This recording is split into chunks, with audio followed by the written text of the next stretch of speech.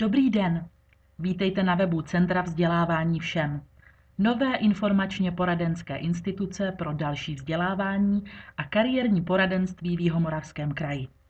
V tomto krátkém tutoriálu se pojďme podívat na to, jak můžete jako vzdělavatel tuto databázi obsluhovat a spravovat svůj profil.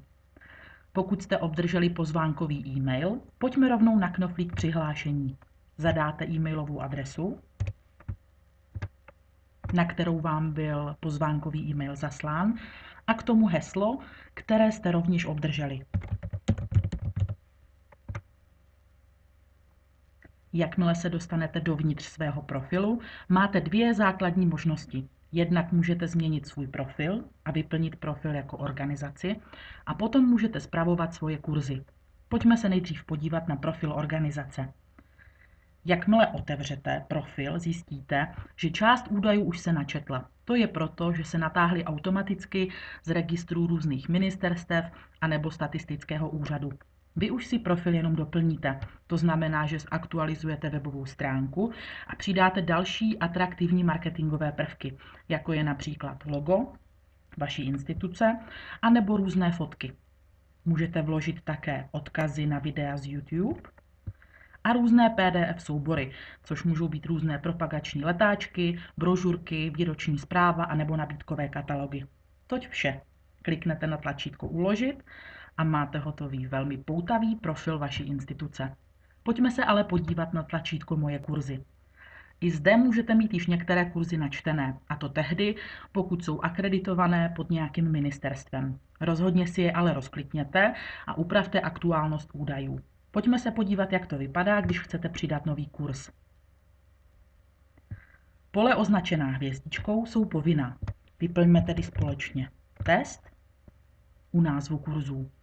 U zaměření vyberete, do jaké oblasti váš kurz spadá. Máte více než jednu možnost, proto prosím vyberte jednu a pokud nedostatečně pokrývá danou oblast, vyberte ještě druhou. Kurz může být jednorázový workshop anebo akreditované či neakreditované školení. Opět vyberete dle vašich možností a dle toho, pod jaký statut kurz spadá. Formální výstup může být certifikát, osvědčení nebo další z nabídky. Popis je jediné obsahové pole, které je povinné, jak vidíte na hvězdičce.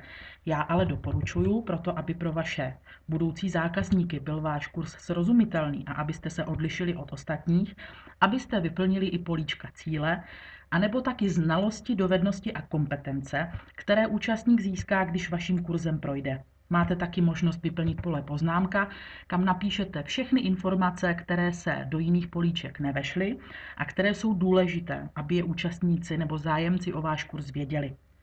Důležité je taky políčko fráze.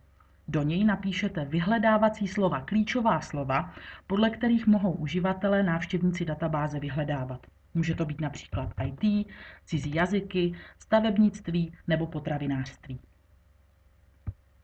Do políčka cena prosím uvádějte pouze číselné informace, například 2000 Kč za kurz.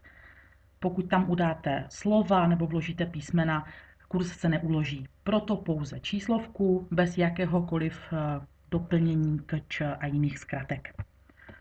Kontaktní údaje jsou, myslím, celkem jasné, tam není potřeba nic dodávat. Záleží na tom, jestli máte kontaktní osobu pro všechny kurzy, stejnou pro celou organizaci nebo pro dílčí sekce jinak. U místa konání stačí vyplnit obec anebo okres. Já zadám všechny okresy Jihomoravského kraje, ale dám tady Brno jako klíčové místo.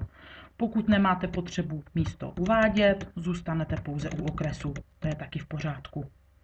Můžete taky zadat počet účastníků, abyste přesněji definovali, jak váš kurz může být naplněn nebo jaké máte kapacity. Pokud chcete přidat termín, můžete si velmi přesně určit, od kdy do kdy nebo s jakou frekvencí se vaše kurzy konají.